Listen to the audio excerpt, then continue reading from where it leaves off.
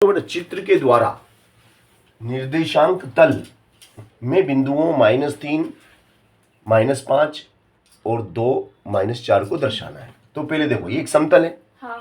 तो इस समतल को हम निर्देशांक तल बना देंगे।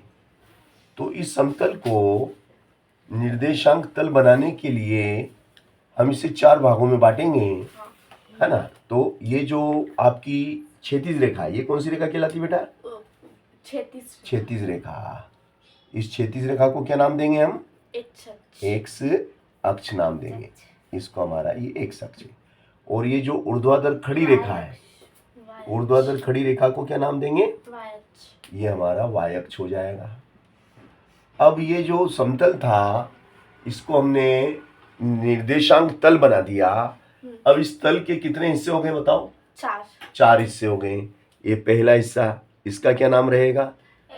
प्रथम चतुर्थांश। ये दूसरा हिस्सा द्वितीय चतुर्थांश। ये तीसरा हिस्सा चतुर्थ चतुर्थांश और तृतीय चतुर्थांश और चतुर्थ चतुर्थांश। अब देखो ये आपका जो एक्स अक्ष और वाई अक्ष जिस बिंदु पे कटता है उस कटान बिंदु को मूल बिंदु कहते हैं। मूल बिंदु पे एक्स का मान 0 और वाई का मान 0 होता है, इसलिए इसके निर्देशांक 0, 0 होते हैं। अब भैया -3 और -5 को हमें इस पे दर्शाना है ना। अब जो शुरू वाला अंक होता है उसको हम क्या कहते हैं? भुज, है ना। तो भुज कितना है? -3। कोटि कितनी है? -5। भुज कितना है? 2। भुज 2 है और कोटि -4 है। यानी कि एक्स अक्ष कोटि -5, नीचे -5 तक जाना अपने को, है ना। तो ये देखो ये 1, 2, 3, 4 और 5।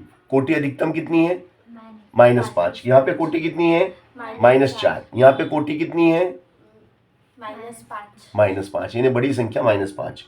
तो -1, -2, -3, -4 और -5 तक गए। फिर भुज, भुज कितना है? धन का 2, धन का 2, तो धन का 1, धन का 2, धन का 1, धन का 2। और भुज यहाँ कितना है? माइनस का 3। तो भैया ये -1, -2, -3, तो ये हो गया -1, -2, -3। ठीक है ना। ये हमने ले लिया भैया। अब एक्स अक्ष के मान को भुज कहते हैं, ध्यान रखना ना। एक्स अक्ष पहला वाला जो मान होता है वो एक्स अक्ष का होता है। और यहाँ पे भुज -3 है और कोटि कितनी है? -5। यहाँ भुज कितना है? 2। कोटि कितनी है? -4।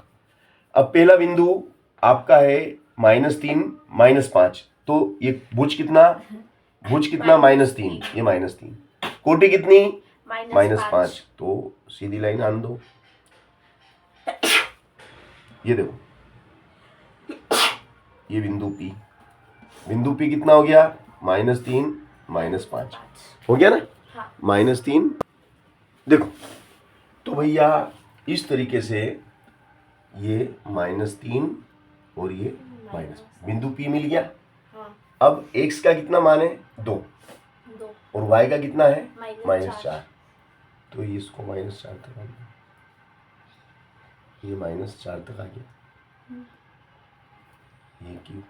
इसको क्यों नाम दे दिया? 2, -4। और इस तरीके से इन बिंदुओं का हमने कार्तीय तल में दिए गए बिंदुओं को दर्शाया। ठीक है ना। तो बिंदुओं को दर्शाना आ गया समझ में? सरल है।